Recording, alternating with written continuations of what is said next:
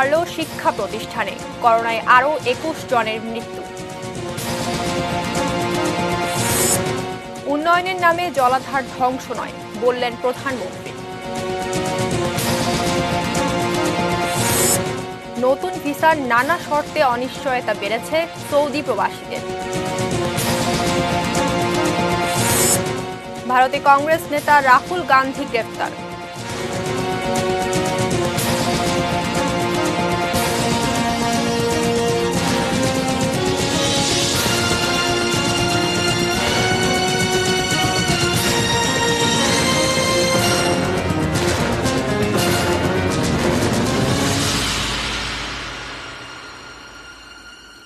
এটি নিউজ দেখছেন। 6টা নিউজ আওয়ারের সঙ্গে আছি আমি মেহসাবিন মুনিয়া। শিরোনামগুলো শুনছিলেন।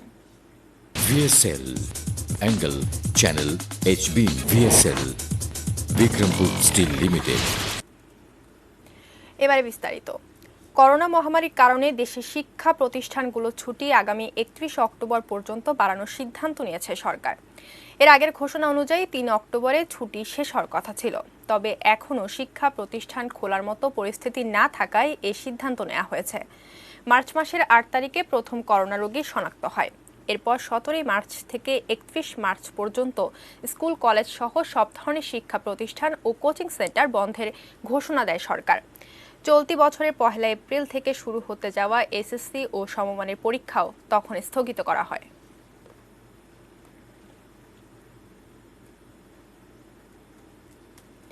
দেশের করোনা পরিস্থিতির খবর জানাবো। কোভিড-19 আক্রান্ত হয়ে দেশে আরও 21 জনের মৃত্যু হয়েছে। এ নিয়ে করোনায় মৃতের সংখ্যা বেড়ে দাঁড়ালো 5272 জনে। বৃহস্পতিবার স্বাস্থ্য অধিদপ্তরের সংবাদ বিজ্ঞপ্তিতে জানানো হয়, এ পর্যন্ত 19,59,075 জনের নমুনা পরীক্ষা হয়েছে। তাদের মধ্যে করোনা শনাক্ত হয়েছে 3,64,987 জনের।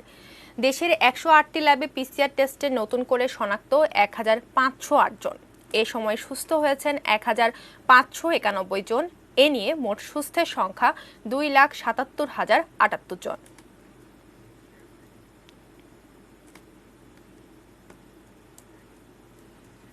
কম সময়ে করোনা পরীক্ষায় অ্যান্টিজেন টেস্টের অনুমোদন দিয়েছে সরকার। অক্টোবর থেকেই সারা দেশে এই অ্যান্টিজেন টেস্ট শুরু হবে বলে জানিয়েছে স্বাস্থ্য অধিদপ্তর।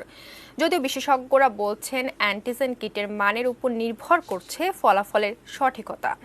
আর কিট নিয়ে জালিয়াতি যাতে না ঘটে সেদিকেও সতর্ক নজর রাখার পরামর্শ তাদের। আরও জানাচ্ছেন নাসিয়া আফরিন। গত 8 মার্চ দেশে করোনা সংক্রমণ শুরুর পর আক্রান্ত কিনা জানতে শুধু আরটিপিসিআর টেস্টই চলে আসছিল। এতে সময় লাগে 24 থেকে 72 ঘন্টা। দীর্ঘ সময় আর ফির কারণে এই টেস্টের প্রতি মানুষের আগ্রহ কমে যাওয়ায় শনাক্ত হচ্ছে কম। এদিকে আসছে শীতে করোনা সংক্রমণ বাড়তে পারে এমন আশঙ্কায় টেস্ট বাড়ানোর পরামর্শ জাতীয় পরামর্শক কমিটির। তাই প্রান্তিক জনগোষ্ঠীর কাছে দ্রুত পৌঁছাতে অ্যান্টিজেন টেস্টের পক্ষে বলে আসছিলেন বিশেষজ্ঞরা। অবশেষে গত 17 সেপ্টেম্বর অ্যান্টিজেন টেস্টের অনুমোদন দেয় সরকার। 30 থেকে 45 মিনিটের মধ্যে একজন রোগী, সে রোগী কিনা না রোগী না সেটা বলে দেবে। এখন এই জন্য এটা একটা লাভ। দ্বিতীয় লাভ আছে, এটা হলো যে এর জন্য কোনো হাই টেকনোলজি লাগে না। সিম্পল একজন টেকনিশিয়ান নার্স এটা কন্ডাক্ট করতে পারবে। তাহলে কি হবে, এটার জন্য তো আমার মেশিন যেহেতু লাগছে না, আমি প্রত্যন্ত অঞ্চলে, হাওর অঞ্চলে, দুর্গম পাহাড়ে যে কোনো জায়গায় আমি এই টেস্টটা করতে পারি। আর ফোর্থ হলো, এটা খুব সুলভ, মানে অনেক অনেক কম কস্ট। বিশেষজ্ঞরা বলছেন, টেস্টের সংখ্যা বাড়লে দেশে করোনা ভাইরাস পরিস্থিতি কোন পর্যায়ে আছে তা চিহ্নিত করা সহজ হবে। তবে অ্যান্টিজেন টেস্ট নিয়ে যাতে কোনো জালিয়াতি না হয় তার মনিটরিং করতে হবে শক্ত হাতে। আমাদেরকে এটার কিন্তু একটা ভালো পরিকল্পনা করতে হবে। অ্যান্টিজেন টেস্ট অনুমোদন দেওয়াতেই কিন্তু অ্যান্টিজেন টেস্ট শুরু হয়ে যাচ্ছে না, র্যাপিড অ্যান্টিজেন টেস্ট শুরু হচ্ছে না। আনতে হবে তো, সেটা তো আনতে হবে। সেটা কোন কোম্পানির আনবে, তার কতটুকু এফিসিয়েন্সি এবং ইয়েটা কতটুকু দেখতে হবে। খালি মাপলেই তো আর হবে না। বেসরকারি লেভেলের কথা বলি নাই, আপাতত সরকারি লেভেলের বলেছি। সেটা এনে যেন এটা কার্যকর ভাবে শুরু করা যায়, এমন নীতিমালার মাধ্যমে করা হচ্ছে যাতে কোনো রকম দুর্বৃত্তায়ন না ঘটে এই অ্যান্টিজেন টেস্টে। সেটাই হলো আমাদের লক্ষ্য। বিশ্ব স্বাস্থ্য সংস্থার গাইডলাইন অনুসরণ করে দেশের সব সরকারি মেডিকেল কলেজ হাসপাতাল, জেলা হাসপাতাল, সরকারি পিসিআর ল্যাব এবং সব স্বাস্থ্য ইনস্টিটিউটে অ্যান্টিজেন ভিত্তিক র্যাপিড টেস্ট চালুর প্রস্তুতি চলছে। ভ্যালিডেশন করা প্রায় একটা চূড়ান্ত পর্যায়ে আছে। আমরা হয়তো যে কোনো সময় আগামী 5 দিন 10 দিনের মধ্যে যে কোনো সময় হয়তো আমরা ডিক্লেয়ার করতে পারবো যে আমাদের ভ্যালিডেশন করা শেষ। ভ্যালিডেশন করার পরে আমরা যে কিটগুলোকে ভ্যালিডেশন করলাম বা গ্রহণযোগ্য বিবেচনা করলাম সেগুলো আমরা ক্রয় করার প্রক্রিয়ায় যাব। আমরা তো অবশ্যই চেষ্টা করব যে অক্টোবরের মধ্যে আমরা এটা পারি কিনা। Nazia Afrin, ATN news, Dhaka. অন্য প্রসঙ্গ, বক্স কালভার্ট ফর্মুলাটাই বাংলাদেশের জন্য আত্মঘাতী। এ ধরনের উন্নয়নের নামে ঢাকার জলাধারগুলো ধ্বংস করা হয়েছে বলে মন্তব্য করেছেন প্রধানমন্ত্রী শেখ হাসিনা। সকালে ভিডিও কনফারেন্সের মাধ্যমে কয়েকটি উন্নয়ন প্রকল্পের উদ্বোধনী অনুষ্ঠানে প্রধানমন্ত্রী একথা বলেন। সেই সঙ্গে সারা দেশে জলাধার রক্ষায় উদ্যোগ নেওয়া হয়েছে বলেও জানান তিনি। ঢাকার পান্থপথের এই কংক্রিটের অরণ্য দেখে বোঝার উপায় নেই, মাত্র কয়েক দশক আগেও এখানে ছিল সুপরিসর খাল, জলাভূমি আর ছোট বড় পুকুর। এই পান্থপথেই স্থাপত্যশৈলীর অনন্য নিদর্শন পানি ভবনের উদ্বোধন করতে গিয়ে সে কথাই মনে করিয়ে দিলেন প্রধানমন্ত্রী। বললেন, বঙ্গবন্ধুর মৃত্যুর পর 21 বছর উন্নয়নের নামে কার্যত ধ্বংস করা হয়েছে ঢাকা শহর। উন্নয়নের নামে এই জায়গাটা যেটা বিশাল বিল এলাকা, এখানে একটা জলাধারও কিন্তু সংরক্ষণ করা হয় নাই। আমাদের দেশে বক্স কালভার্ট এই ফর্মুলাটাই হচ্ছে সব থেকে আত্মঘাতী, যেখানে জলবদ্ধতার সৃষ্টি, যেখানে পানি নিষ্কাশনের ব্যবস্থা থাকে না এবং কিছুদিন পর সেখানে নানা রকম জটিলতাও দেখা দেয়। এর আগে শেখ হাসিনা জানান, সারা দেশেই সুপেয় নিরাপদ পানি এবং স্যানিটেশনে বিশেষ জোর দিয়েছে বর্তমান সরকার। সারা বাংলাদেশে যত খাল, বিল, হাওর, পুকুর, নদী যা আছে সবগুলি যাতে নাব্যতা থাকে, সবগুলি যেন সেগুলি খনন করা, সেখানে পানি ধারণ ক্ষমতা বাড়ানো এবং উপজেলা থেকে একেবারে ইউনিয়ন পর্যায় পর্যন্ত সুপেয় পানি সরবরাহ করা, আর সেটা বেশিরভাগই নদীর পানি পরিশুদ্ধ করে ব্যবহারের উপযোগী করে সেটা সরবরাহ করা। একই অনুষ্ঠানে পানি ভবন ছাড়াও রাজধানীর আগারগাঁয়ে পর্যটন ভবন, হযরত শাহজালাল আন্তর্জাতিক বিমানবন্দরে জাতির পিতার মুরাল ও বঙ্গবন্ধু কর্নার নির্মাণ এবং সিলেট ওসমানী আন্তর্জাতিক বিমানবন্দর সম্প্রসারণ কাজের উদ্বোধন করেন প্রধানমন্ত্রী। অনুষ্ঠানে তিনি জানান, সম্ভাবনাময় বিমান শিল্পকে কাজে লাগাতে পরিকল্পিতভাবেই এগুচ্ছে বর্তমান সরকার। প্রাচ্যের সাথে পাশ্চাত্যের যে সংযোগটা, বাংলাদেশ তার জন্য সবথেকে আদর্শ একটা জায়গা হতে পারে যদি আমরা সেভাবে উন্নত করতে পারি। এবং আমরা ইন্টারন্যাশনাল এয়ার রুটের ভিতরে আছি, এয়ারলাইন্সই আমাদের অনেক টাকা উপার্জন করে দিতে পারে। পাশাপাশি নৌ, সড়ক ও রেলপথেও যোগাযোগ ব্যবস্থার উন্নতি করা হচ্ছে জানিয়ে প্রধানমন্ত্রী বলেন, এরই মধ্য দিয়ে বিকশিত হবে পর্যটন শিল্প, বাড়বে বাণিজ্যিক সম্ভাবনা। যোগাযোগ ব্যবস্থা যত সহজ হবে, দেশের অর্থনীতি ততটা গতিশীলতা পাবে, উন্নত হবে, মানুষের যাতায়াতেরও সহজ হবে। Arafat Siddiqui, ATN news, Dhaka. এর আগে বাংলাদেশ সময় বুধবার ভোরে নিউ ইয়র্কে জাতিসংঘ সদর দপ্তরে অনুষ্ঠিত জীব বৈচিত্র্য বিষয়ক সম্মেলনে এক ভিডিও বার্তায় প্রধানমন্ত্রী শেখ হাসিনা বলেন, জলবায়ু পরিবর্তন ও জীব বৈচিত্র্যের ক্ষয়কে বাড়িয়ে তুলছে মানুষ, ফলে কোভিড-19-এর মতো রোগের ঝুঁকি বাড়ছে বলে মন্তব্য করেন তিনি। এ সময় তিনি পৃথিবী ও মানুষের অস্তিত্ব রক্ষায় 4টি পদক্ষেপ নেয়ার পরামর্শ দেন। শেখ হাসিনা বলেন, আমরা কেবল অন্যান্য প্রজাতির বিলুপ্তির কারণই হচ্ছি না, মানুষের বর্তমান কর্মকাণ্ড পরিবর্তন না করা গেলে হয়তো চূড়ান্ত বিলুপ্তির দিকে এগিয়ে যাবে মানবজাতি।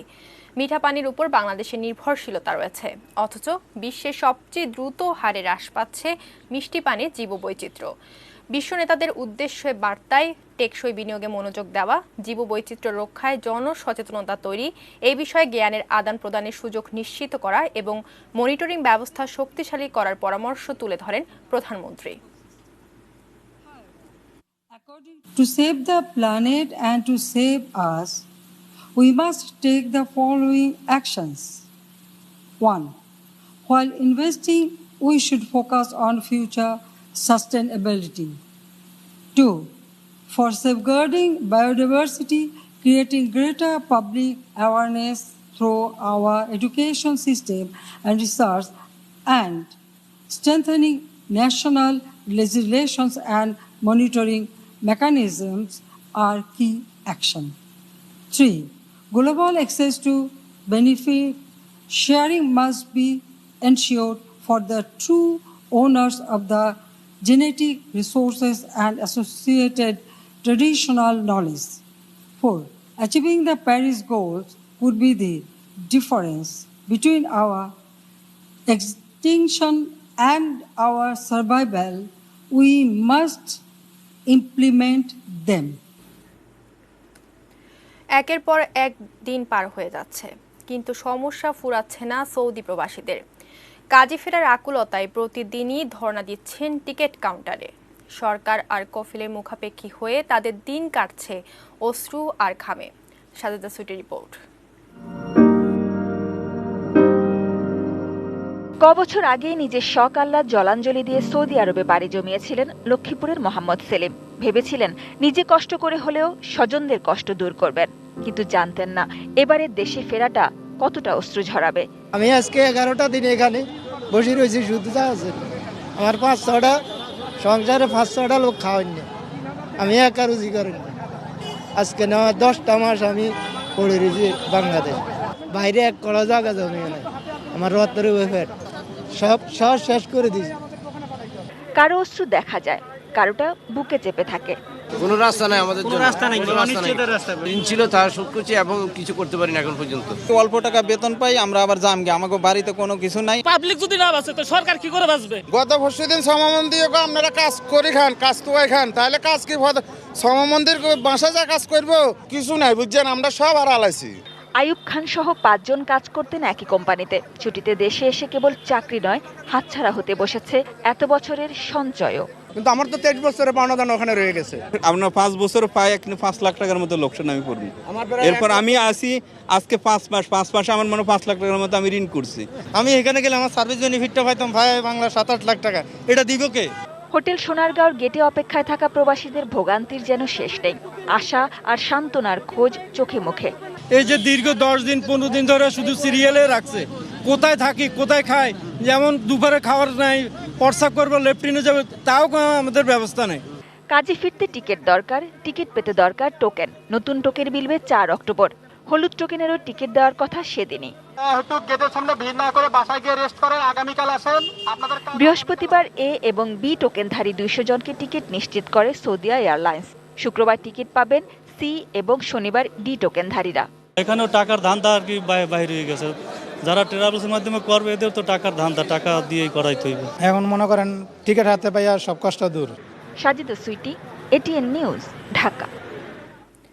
করোনায় দেশে আসা 90% সৌদি প্রবাসীর ভিসার মেয়াদি শেষ হয়ে গেছে। নতুন ভিসা নিতে যেসব শর্ত দিচ্ছে সৌদি আরব কর্তৃপক্ষ, তাতে একজন বাংলাদেশির পক্ষে নির্ধারিত সময়ে কাজে ফেরা প্রায় অসম্ভব। এ অবস্থায় দিশেহারা প্রবাসীরা রয়েছেন চরম অনিশ্চয়তায়। ফেরদৌস রহমানের রিপোর্ট। সৌদি দূতাবাসের গেট পর্যন্ত যাওয়ারও অনুমতি নেই।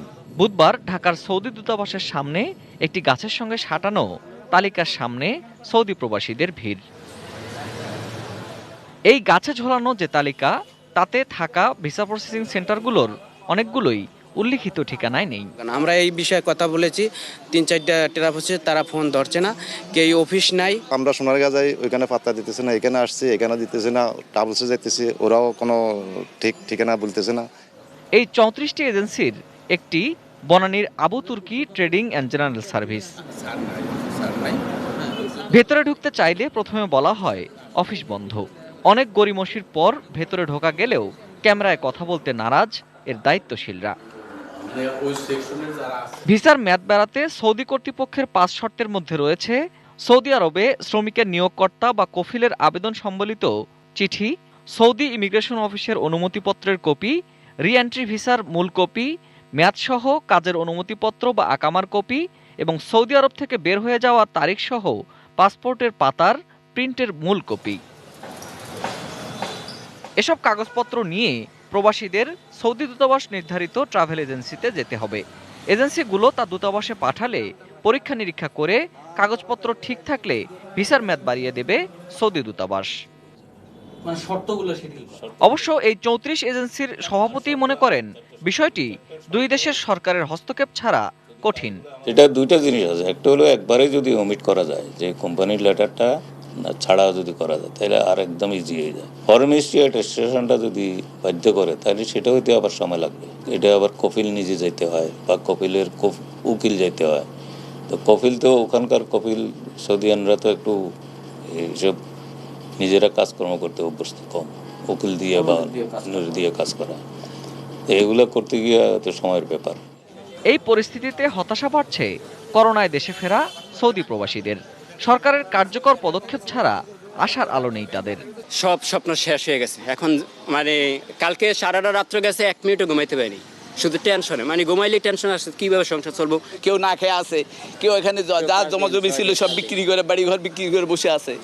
আমাদের আকুল আবেদন এটাই প্রধানমন্ত্রীর কাছে, মাননীয় প্রধানমন্ত্রী যদি এটা নিজে নিজে হস্তক্ষেপ করেন।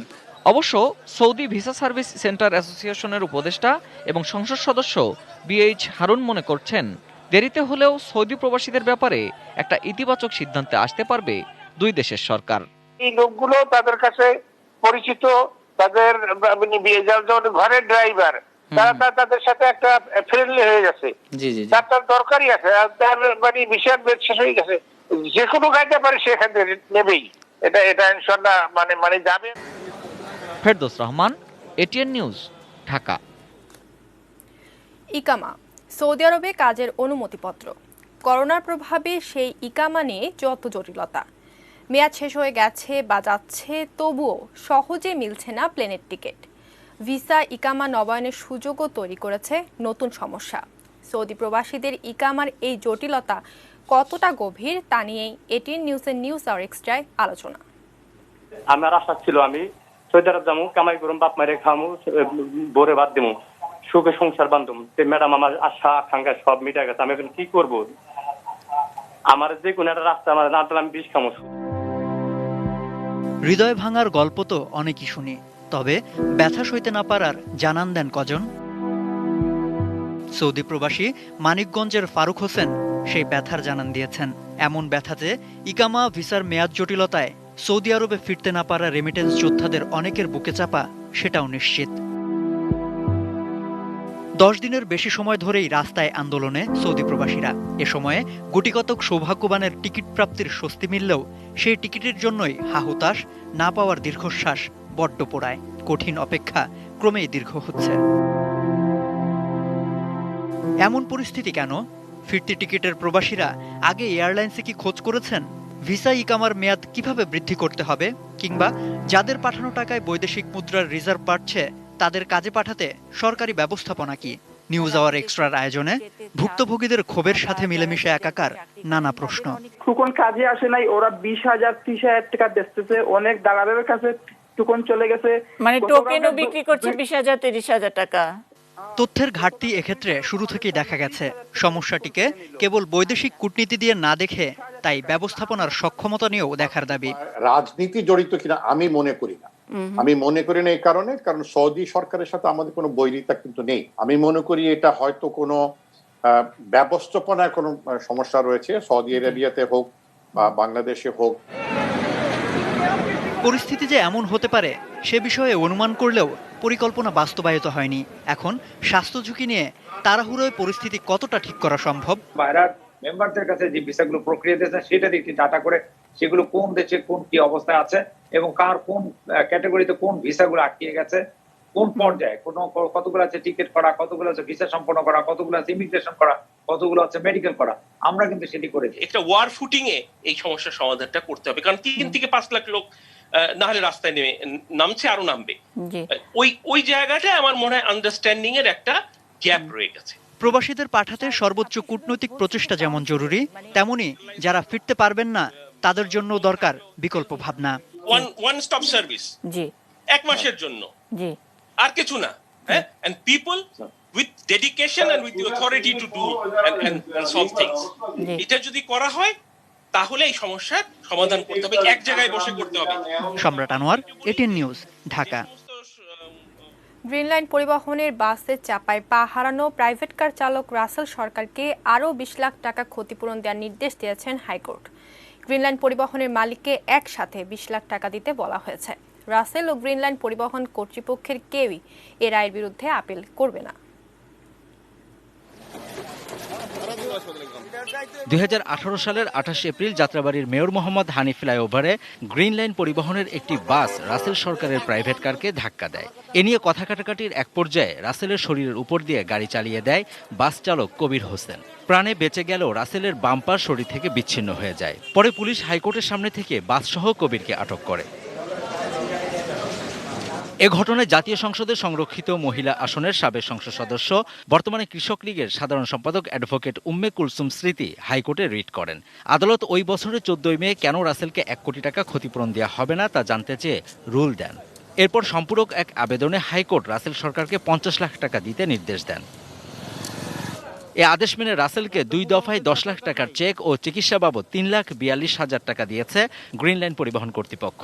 বৃহস্পতিবার বিচারপতি FRM নাজমুল আহসান ও বিচারপতি KM কামরুল কাদেরের ভার্চুয়াল হাইকোর্ট বেঞ্চ নতুন করে আরও 20 লাখ টাকা দিয়ে রায় দিয়েছেন। করোনা কথা বিবেচনা তারা বলেছে যেহেতু এখন বাসের ইনকাম কম, শেষ পর্যন্ত আগে পরিশোধকৃত 10 লক্ষ টাকার নগদ এবং 3,42,000 চিকিৎসা বাদ বেঁধে রেখে আগামী 3 মাসের মধ্যে 20 লক্ষ টাকা দিতে হবে। গ্রিন লাইন পরিবহন কর্তৃপক্ষ এই রায় মেনে নিয়েছে। মানবিক কারণে আমরা সম্মত হয়েছি যে ঠিক আছে, যেহেতু রাসেল পা হারিয়েছে সুতরাং তাকে একটা ক্ষতিপূরণ দেওয়া দরকার। এই টাকাটা আদালত বলেছেন যে ব্যাংকে জমা থাকবে এবং প্রতি মাসে এটার যে ইন্টারেস্ট থাকবে সেই ইন্টারেস্ট থেকে সে যে টাকাটা পাবে এটা থেকে তার জীবন ধারণ করার একটা সুযোগ হবে। আপিলের বিষয়টা আসতেছে না, আমরা আপিল করব না। রায় আমি সন্তুষ্ট, কিন্তু আমার কথা হচ্ছে 20 লাখ কেন, 1 কোটি টাকা দিলেও আমার কিন্তু যেটা হারিয়েছি সেটা আমি পাবো না। তবে রাষ্ট্রপক্ষের আইনজীবী বলছেন, যেহেতু রাসেলের শরীরের উপর দিয়ে বাস উঠিয়ে দেওয়া হয়েছিল তাই এই রায়কে সড়ক দুর্ঘটনায় ক্ষতিপূরণের রায়ের রেফারেন্স হিসেবে বিবেচনা করা যাবে না। ক্ষতিগ্রস্ত দুর্ঘটনা কবলিত ব্যক্তি উনি কিন্তু নিম্ন আদালতে মামলা করতে পারবেন, ফৌজদারি মামলা, এবং সেই মামলার সাথে বাড়তি ক্ষতিপূরণের প্রভিশনও রাখা হয়েছে। ফলে ওনারা দুর্ঘটনা কবলিত হলে যে হাইকোর্টে কম্পেনসেশনের জন্য আসবেন এটি সঠিক নয়, কারণ এখানে 2018 সালে সড়ক পরিবহন আইনে কিন্তু ক্ষতিপূরণের ব্যবস্থা রাখা হয়েছে, সেটা নিম্ন আদালতেও করা সম্ভব। Javed Akhtar, ATN news, Dhaka. রাজধানীর রূপনগর এলাকা থেকে বিদেশি অস্ত্র, জালনোট ও মাদক সহ 55 মামলার পলাতক আসামি নাসিম রিয়েল এস্টেটের মালিক নাসিমকে গ্রেফতার করেছে র্যাব। রিয়েল এস্টেট অফিসের আড়ালে চলত সন্ত্রাসী কর্মকাণ্ড। অফিসের ভেতরেই সুড়ঙ্গ পথ, সেই পথ ধরে গেলে এমডির অফিস। এই অফিসে যিনি বসেন তার বিরুদ্ধে রয়েছে অন্তত 55টি মামলা। ইমাম হোসেন নাসিম 78 সাল থেকে ঠিকাদারি কাজ শুরু করলেও খাস জমি দখল করে আবাসিক শহর তৈরি, অন্যের জমি নিজের বলে মানুষের কাছে বিক্রি, ডেভেলপার কোম্পানির নামে ফ্ল্যাট বিক্রি, টাকা দিয়ে ফ্ল্যাট বুঝিয়ে না দেয়া সহ বহু অভিযোগ রয়েছে তার নামে। উনি আমার জমি রেজিস্ট্রেশন দেয় নাই, পরে আমি ওনার কাছে ঠিক আছে জমি রেজিস্ট্রেশন দিয়ে আমরা টাকাটা দেন, কিন্তু আমার টাকাও দেওয়া হয় নাই। সে আমাকে টোটাল 37 লক্ষ টাকার 30টা চেক দেয় প্রতি মাসে কিস্তিতে শোধ করবে বলে, তারপরেও সে আমাকে টাকা পরিশোধ করে না। তারপরে কোর্টে তার চেকের এগেনস্টে আমি প্রায় 30টা মামলা তার বিরুদ্ধে করেছি। তার অফিসে গেলে লক করা থাকে, সিসি ক্যামেরা দেখে আমাদেরকে ঢুকতে দেয় না, বিভিন্নভাবে ভয় ভীতি দেখায় সে। এসব অভিযোগের ভিত্তিতে বুধবার রাতে রূপনগর নিজ বাসা থেকে তৃতীয় স্ত্রী হালিমা আক্তার সালমা সহ নাসিমকে গ্রেফতার করে র্যাব। এতগুলো মামলার আসামি হয়েও এতদিন নাসিম ছিলেন ধরাছোঁয়ার বাইরে। পুলিশের নাকের ডগায় করে গেছেন একের পর এক অপরাধ। প্রতিটা প্লট থেকে 5 লাখ টাকা করে সে চুক্তি করছে, এরকম আমরা 5,000 চুক্তির কথা জানি, এবং রেজিস্ট্রেশন করে দেবে এই মর্মে 12.5 লাখ থেকে 20 লাখ টাকা পর্যন্ত একজনের কাছ থেকে নিছে। সব মিলে আমাদের কাছে এ পর্যন্ত প্রায় 300 কোটি টাকা সে এইভাবে আত্মসাৎ করছে। নাসিমকে গ্রেপ্তারের সময় র্যাবের একটি দল বিদেশি পিস্তল ও 3 রাউন্ড গুলি, 1,35,000 জাল টাকা, ইয়াবা, বিদেশি মদ, 4টি ওয়াকিটকি সেট, 6টি পাসপোর্ট, বিভিন্ন ব্যাংকের 37টি চেক বই এবং 32টি মোবাইল সিম উদ্ধার করে। সে নিজের বাড়িতে অবস্থান করে না, 1 মাস 1.5 মাস একটু উচ্চ মূল্যে ভাড়া দিয়ে বিভিন্ন এলাকায় সে বিভিন্ন নামে ভাড়া থাকে। তাকে রিমান্ডে নিয়ে এসে আমরা জিজ্ঞাসাবাদ করব এই টাকা সে বিদেশে পাচার করছে কিনা, বা তার ঢাকা শহরে স্থায়ী অস্থায়ী সম্পদ কোথায় আছে। Sadia Nancy, ATN news, Dhaka. দেশের বাইরের খবর। ভারতে কংগ্রেস নেতা রাহুল গান্ধীকে গ্রেফতার করেছে পুলিশ। রাজধানী নয়াদিল্লি থেকে উত্তরপ্রদেশের হাথরসে গণধর্ষণের শিকার হয়ে নিহত তরুণীর বাড়িতে যাওয়ার পথে গ্রেফতার করা হয় তাকে। আগে থেকেই রাহুল গান্ধীর ঘোষণা, উত্তরপ্রদেশের হাথরসে গণধর্ষণের শিকার হয়ে নিহত তরুণীর বাড়িতে যাবেন। তবে হঠাৎ করেই বৃহস্পতিবার ১৪৪ ধারা জারি করে উত্তরপ্রদেশের রাজ্য সরকার, কিন্তু তাতেও কর্মসূচি বাতিল করেননি কংগ্রেস নেতা। বৃহস্পতিবার রাহুল গান্ধীর কনভয় গ্রেটার নয়ডায় আসতেই আটকে দেয় পুলিশ। বাধা পেয়ে সেখানে গাড়ি করা হয়। গ্রেপ্তারের পর রাহুল এবং প্রিয়াঙ্কাকে একটি গাড়িতে তুলে যমুনা এক্সপ্রেসওয়ে ধরে দ্রুতগতিতে উধাও হয়ে যায় উত্তরপ্রদেশ পুলিশ। রাহুল গান্ধীকে গ্রেপ্তারের বিষয়ে উত্তরপ্রদেশ পুলিশ জানিয়েছে, করোনা নিয়ন্ত্রণে ১ সেপ্টেম্বর থেকে উত্তরপ্রদেশে প্রবেশের নিয়ন্ত্রণ জারি করা হয়েছে। আগামী ৩১ অক্টোবর পর্যন্ত চলবে এই নিয়ন্ত্রণ। সরকারি বিধিমালা লঙ্ঘন করায় রাহুল গান্ধীকে গ্রেপ্তার করা হয়েছে। সম্প্রতি উত্তরপ্রদেশের হাথরস এলাকায় গণধর্ষণের শিকার হন এক তরুণী। তাকে প্রথমে স্থানীয় হাসপাতালে ভর্তি করা হয়েছিল, পরে অবস্থা খারাপ হয় দেশটির রাজধানী দিল্লিতে স্থানান্তর করা হয়। সেখানে চিকিৎসাধীন অবস্থায় গত মঙ্গলবার মৃত্যুবরণ করেন ওই তরুণী। পরে পুলিশ পরিবারের কাছ থেকে তরুণীর মৃতদেহ ছিনিয়ে নিয়ে পুড়িয়ে দেয়। এ নিয়ে সারা দেশে ক্ষোভ ছড়িয়ে পড়ে। Sudip Ghosh, desk report, 18 news. ৬টা নিউজ আওয়ারের সময় হলো ২২টি বিরতি নিয়ে। আর বিরতির পর যা থাকছে,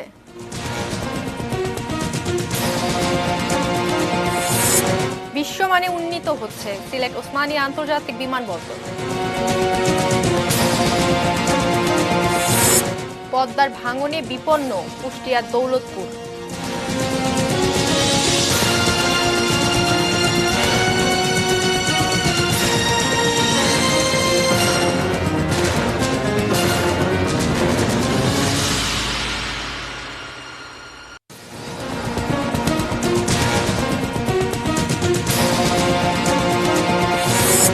ছুটি বাড়ল শিক্ষা প্রতিষ্ঠানে, করোনায় আরও ২১ জনের মৃত্যু।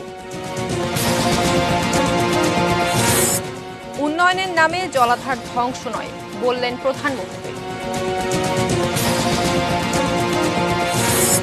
নতুন ভিসার নানা শর্তে অনিশ্চয়তা বেড়েছে সৌদি প্রবাসীদের। ভারতে কংগ্রেস নেতা রাহুল গান্ধী গ্রেপ্তার।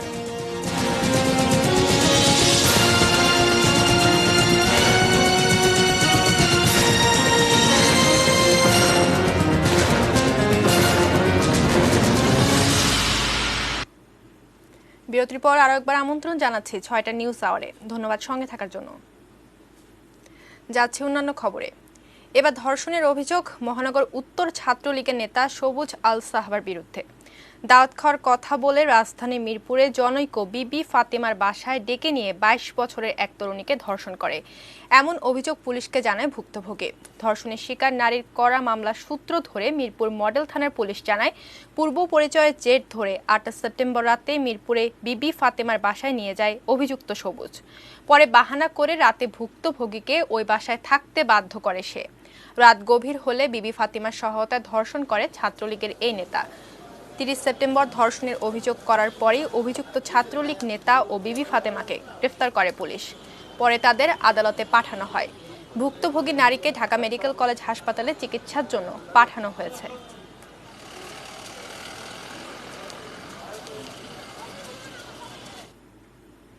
বিশ্বমানে উন্নীত হচ্ছে সিলেট ওসমানী আন্তর্জাতিক বিমানবন্দর। বৃহস্পতিবার ওসমানী আন্তর্জাতিক বিমানবন্দরের সংস্কার ও সম্প্রসারণ কাজের আনুষ্ঠানিক উদ্বোধন করেন প্রধানমন্ত্রী। এতে পূরণ হতে চলেছে সিলেটবাসীর বহুদিনের আশা। সিলেট থেকে অনিল পালের ক্যামেরায় সজল ছত্রী রিপোর্ট। সিলেট ওসমানী আন্তর্জাতিক বিমানবন্দর সম্প্রসারণ ও সংস্কারে ২,১১৬ কোটি টাকার প্রকল্প উদ্বোধন করেছেন প্রধানমন্ত্রী শেখ হাসিনা। বৃহস্পতিবার গণভবন থেকে ভিডিও কনফারেন্সের মাধ্যমে প্রকল্পের উদ্বোধন করেন প্রধানমন্ত্রী। সিলেট ওসমানী আন্তর্জাতিক বিমানবন্দর সম্প্রসারণ প্রকল্প প্রথম পর্যায়ে শীর্ষক প্রকল্পের নির্মাণ কাজে আমি শুভ উদ্বোধন ঘোষণা করি। নির্মাণ হবে নতুন টার্মিনাল ভবন, বিমানবন্দরের আয়তন বাড়বে ৩ গুণ, থাকবে নিরাপত্তা সহ আধুনিক সব ব্যবস্থা। বিশ্বের যে কোনো দেশের বিমান অবতরণ ও উড্ডয়নের সক্ষমতা সহ যাত্রী ধারণ ক্ষমতা ৪ গুণ বেড়ে উন্নীত হবে ২০ লাখে। বঙ্গবন্ধুর জন্ম শতবার্ষিকীতে এটা মাননীয় প্রধানমন্ত্রীর পক্ষ থেকে সিলেটবাসীর প্রতি একটা উপহার এই বিমানবন্দর। যতই দেরি হোক, আমরা আগামী জানুয়ারির মধ্যে এই প্রকল্প বাস্তবায়ন হবে, শেষ হবে এবং আমরা প্রত্যাশা মাননীয় প্রধানমন্ত্রীর সদয় উপস্থিতির মাধ্যমে আমরা এই বিমানবন্দরের উদ্বোধন ঘোষণা করব। উদ্বোধনী অনুষ্ঠান শেষে পররাষ্ট্রমন্ত্রী এ.কে আব্দুল মোমেন জানান, সিলেটবাসীর প্রতি বিশেষ মমত্ব থেকেই প্রধানমন্ত্রী এ উদ্যোগ নিয়েছেন। এছাড়া আগামী 4 অক্টোবর থেকে সিলেট লন্ডন সরাসরি ফ্লাইট চালু হচ্ছে বলেও জানান তিনি। আজকে এই প্রথম পর্যায়ে আমাদের বিমানবন্দর একটা সত্যিকারের আন্তর্জাতিক মানের হচ্ছে। যে বিমানবন্দর এখন দেখছেন তার থেকে প্রায় 3 গুণ বেশি আপনার স্পেস হবে। আর এখন যে 2টো বোর্ডিং বুথ আছে 6টা প্লাস আরও হবে। আমরা আশা করব এর ফলে এই সিলেটে কর্মসংস্থান যেমন হবে, সেই সাথে এই বিমানবন্দরটা একটা এই এলাকার একটি হাব হবে। বিমানবন্দর আধুনিকায়নের কাজ করছে চীনের Beijing urban construction group BUCG। আধুনিক, সুন্দর এবং কার্যকরী বিমানবন্দর। সজল ছত্রী, ATN নিউজ, সিলেট। শুভ প্রবারণা পূর্ণিমা। বৌদ্ধ ধর্মাবলম্বীদের অন্যতম প্রধান ধর্মীয় উৎসব প্রবারণা পূর্ণিমা আজ। করোনা পরিস্থিতিতে অন্যান্য বারের চেয়ে এবারের আয়োজনটা সম্পূর্ণ ভিন্ন। রাজধানীর মেরুবাড্ডা আন্তর্জাতিক বৌদ্ধ বিহারে স্বাস্থ্য সুরক্ষা মেনে বুদ্ধ পূজা, সংঘদান, পিণ্ডদান, প্রদীপ পূজা, অষ্টপরিষ্কার দান সহ বিভিন্ন ধর্মীয় আচার পালন করা হয়। পাপমোচনে ভিক্ষুদের কাছে ক্ষমা প্রার্থনা করেন বৌদ্ধ ধর্মানুসারীরা। ভিক্ষুরাও তাদের বর্ষাবাস শেষ করেন এদিন।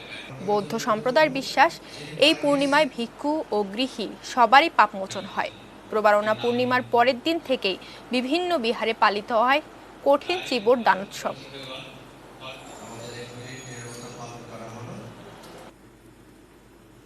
অন্য প্রসঙ্গ, আবারও পদ্মা নদীতে পানি বেড়ে যাওয়ায় তীব্র ভাঙন দেখা দিয়েছে কুষ্টিয়া জেলার পদ্মা তীরবর্তী জনপদে। জেলার দৌলতপুর উপজেলার মরিচা ইউনিয়নের কয়েক কিলোমিটার ভূমি নদী গর্ভে বিলীন হয়ে গেছে। কয়েক হাজার একর আবাদি জমির পাশাপাশি অনেক বাড়িঘরও প্লাবিত হয়েছে।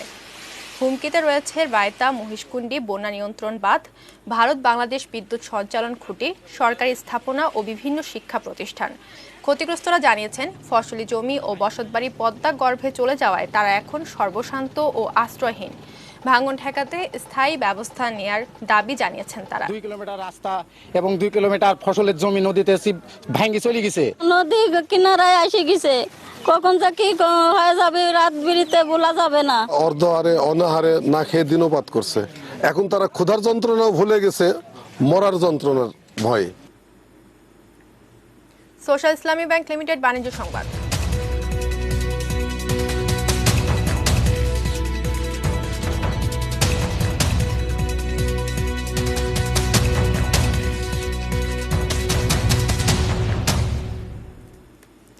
দেশের সর্ববৃহৎ পেমেন্ট গেটওয়ে SSL কমার্স চালু করল বাংলা কিউআর। দুপুরে রাজধানী গুলশান 1-এর স্বপ্নের আউটলেট এবং বার্গার কিংয়ের বনানী আউটলেটে ক্রেতারা বাংলা কিউআর দিয়ে পেমেন্ট করে আনুষ্ঠানিকভাবে এর উদ্বোধন করেন। সব ধরনের ক্রেতার জন্য স্পর্শবিহীন এই আধুনিক পেমেন্ট সিস্টেম চালু করেছে SSL কমার্স। যেসব ব্যাংক তাদের মোবাইল অ্যাপে বাংলা কিউআর সংযোজন করেছে এবং ভিসা দ্বারা স্বীকৃত হয়েছে, সেসব ব্যাংকের ভিসা কার্ড স্পর্শ না করেই অ্যাপের মাধ্যমে বাংলা কিউআর স্ক্যান করে সহজ এবং সুবিধাজনকভাবে ডিজিটাল পেমেন্ট করতে পারবে।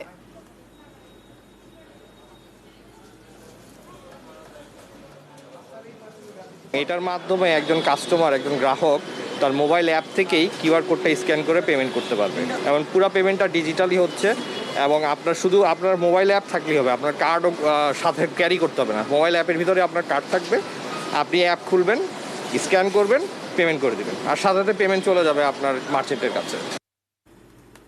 মেটার প্রেজেন্স কৃষি সংবাদ, সুজলা সুফলা।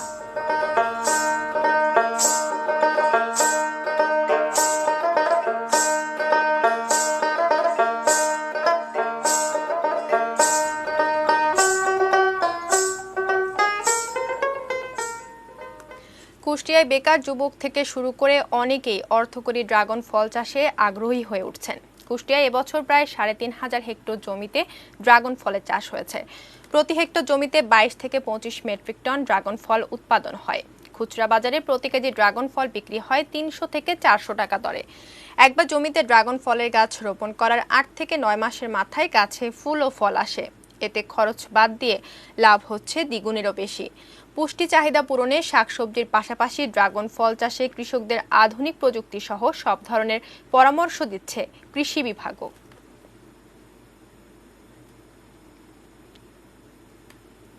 আবারও সময় হলো 22টি বিরতি নেয়ার। বিরতির পর যা থাকছে: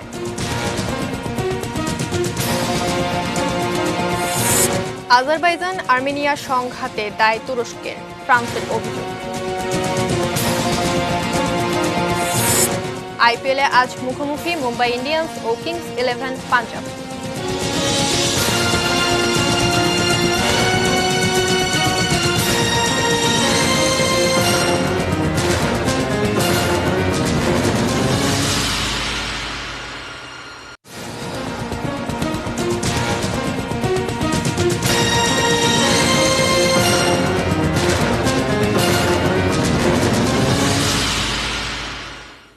বিরতির পর আরো একবার আমন্ত্রণ জানাচ্ছি ৬টা নিউজ আওয়ারে। জানাবো দেশের বাইরের খবর।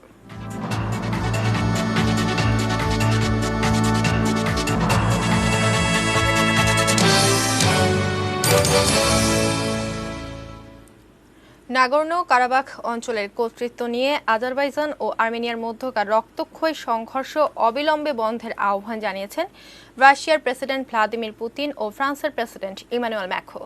ক্রেমলিন জানিয়েছে দুই নেতা এই বিষয়ে টেলিফোনে বিস্তারিত আলাপ করেছেন। এর আগে সংঘর্ষে তুরস্কের ভূমিকার সমালোচনা করেন ম্যাক্রো। তিনি বলেন, তুরস্ক যে যুদ্ধাবস্থা তৈরি করেছে তা নাগর্নো কারাবাখ পুনর্দখলে আজারবাইজানকে উস্কে দিচ্ছে। রোববার থেকে শুরু হওয়া আজারবাইজান আর্মেনিয়া সংঘর্ষে এ পর্যন্ত প্রায় 100 জন নিহত হয়েছে। আর্মেনিয়ার দাবি, গত বুধবার সংঘর্ষের চতুর্থ দিন আজারবাইজানের হামলায় নাগর্নো কারাবাখে 3 বেসামরিক নাগরিক মারা গেছে। এর আগে আলোচনার জন্য আর্মেনিয়া ও আজারবাইজানের প্রতি আহ্বান জানান রুশ পররাষ্ট্রমন্ত্রী সের্গেই লেভরভ। তিনি জানান, মস্কো এ বৈঠকের আয়োজক হতে প্রস্তুত।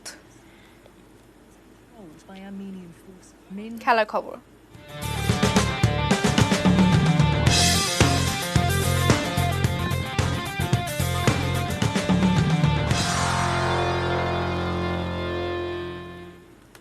আইপিএলে আজ নিজেদের চতুর্থ ম্যাচে মুম্বাই ইন্ডিয়ান্সের মুখোমুখি হবে কিংস 11 পাঞ্জাব। আবুধাবিতে বাংলাদেশ সময় রাত 8টায় শুরু হবে ম্যাচটি। প্রথম ম্যাচে চেন্নাই সুপার কিংসের কাছে হেরে যায় মুম্বাই। তবে দ্বিতীয় ম্যাচে কলকাতাকে 49 রানে হারায় রোহিত শর্মার দল। আর তৃতীয় ম্যাচে বেঙ্গালুরুর কাছে সুপার ওভারে পরাজিত হয় মুম্বাই। এবার জয়ের ধারায় ফেরার লক্ষ্য মুম্বাই ইন্ডিয়ান্সের। অন্যদিকে 3 ম্যাচে মাত্র একটিতে জিতেছে কিংস 11 পাঞ্জাবও।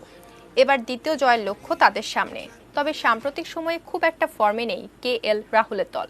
এই ম্যাচ দিয়ে এবারের আসরে মাঠে নামতে পারেন ক্রিস গেইল।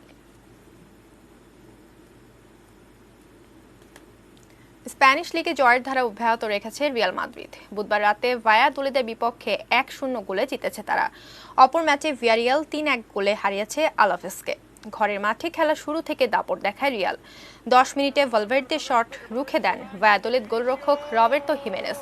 বিরতির পরও আক্রমণের ধারা অব্যাহত রাখে জিনেদিন জিদানের দল। 65 মিনিটে তারা ভিনিসিউসের গোলে এগিয়ে যায়। এর 10 মিনিট পর করিম বেনজেমার শট দারুণ দক্ষতায় ফিরিয়ে দেন ভায়াদোলিদ গোলরক্ষক। এরপর কোনো দলই আর গোলের দেখা পায়নি। এ নিয়ে ঘরের মাঠে টানা 20 ম্যাচ অপরাজিত রিয়াল 3 ম্যাচে 7 পয়েন্ট নিয়ে পয়েন্ট তালিকার 3-এ উঠে এসেছে।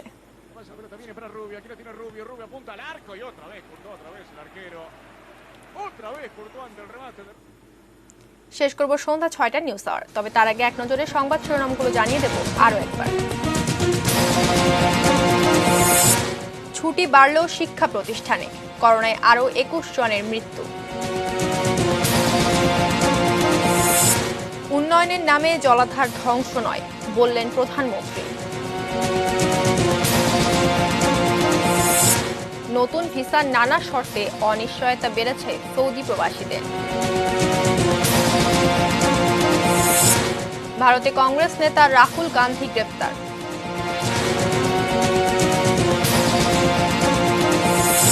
বিশ্বমানে উন্নীত হচ্ছে সিলেট ওসমানী আন্তর্জাতিক বিমানবন্দর। পদ্মার ভাঙনে বিপন্ন কুষ্টিয়ার দৌলতপুর।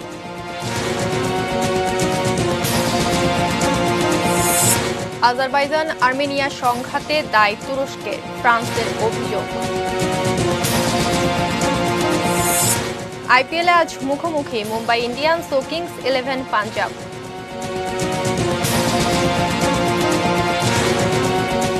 এই ছিল 6টা নিউজ আওয়ার। সঙ্গেই থাকুন, দেখতে থাকুন এটিএন নিউজ। এটিএন নিউজের ব্রেকিং নিউজ মোবাইলে পেতে টাইপ করুন START স্টার্ট স্পেস N এবং পাঠিয়ে দিন 5959 এই নম্বরে। ধন্যবাদ সবাইকে।